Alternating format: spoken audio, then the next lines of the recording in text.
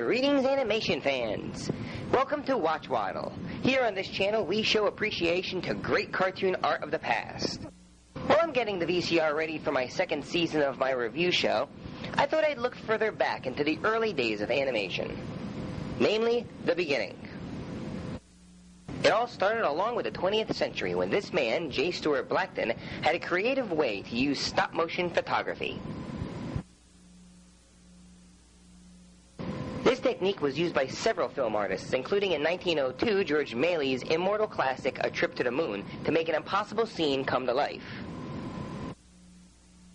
Its innovative way of expanding the idea of flipbooks and pinwheels began here in 1906 with Humorous Phases of Funny Faces. 1906. My niece was born in 2005, which means when she was 1, this film was 100. It's over a century old. That right there is fascinating. In this little piece of history, Blackton took his enchanted drawings to a whole new world of possibilities. After drawing the cartoons, they animated, came to life. This couple right here started it all, a virtual Adam and Eve, if you will. I specifically love this bit here with the smoke.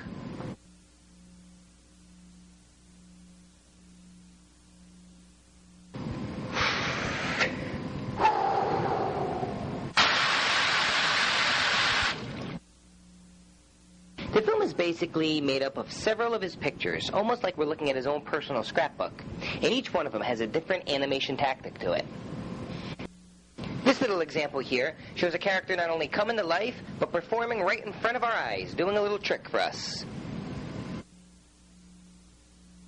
Big deal, I could do that. Here, over, through the hoop! I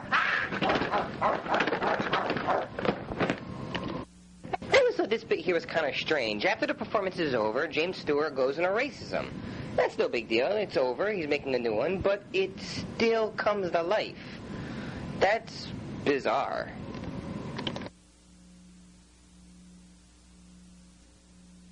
Hey, stop it, stop it, stop! It's just a flesh wound. Although outdated by today's standard, this was a groundbreaking achievement and should be celebrated as such. What Blackton did was open a door for cartoonists looking to liven up their creations. In the following decade, Blackton would pass the baton to another great, Winsor McCay. Winsor McCay was a very dedicated artist, and with J. Stuart Blackton in the director's chair, set out to make another groundbreaking achievement, one that demanded thousands of drawings. McCay was already a well-known newspaper cartoonist, creating such memorable things like Little Nemo and Slumberland. And now, with film on his side, he was going to show off what his characters could really do. Basically, it's just like Humorous Phases. He drew it, and it came to life. Only these guys are, well, look at them. They're longer, they're bouncier, really bouncier. It's like they're in a mirror at a fun house.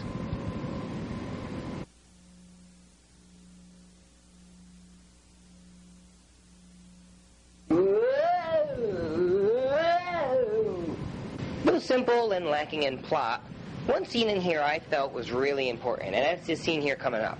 Little Nemo is inside what he thinks is a chair, but uh-oh, it's a dragon.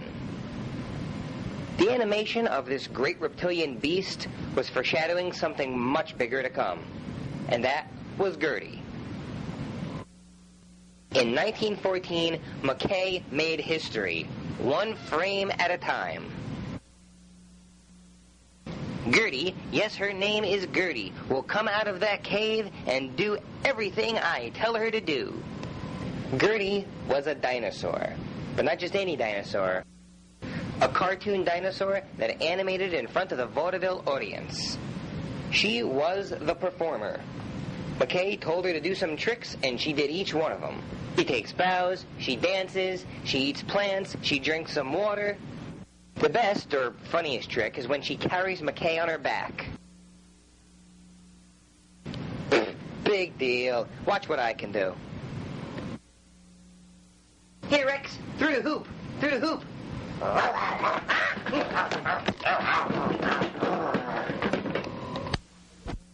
After animation really got big in the 1920s, a bunch of New York animators held a dinner in McCay's honor. McCay had this to say: "Animation should be an art, but what you fellas have done is turn it into a trade. Bad luck." Pooh. Okay, I kind of exaggerated that ending, but to be honest, yes, McCay was right. It did turn into a trade. But that didn't stop a lot of enthusiastic artists to work at what they loved. Well, that's all for today, but if anybody's looking to pick up these gems and many more, they're available on DVD at Tom Stathes Cartoons on Film. The address for it is below in the description. Thanks a lot, folks. It's been fun. I hope you all learned something. This is Waddle from Watchwaddle saying thanks for watching.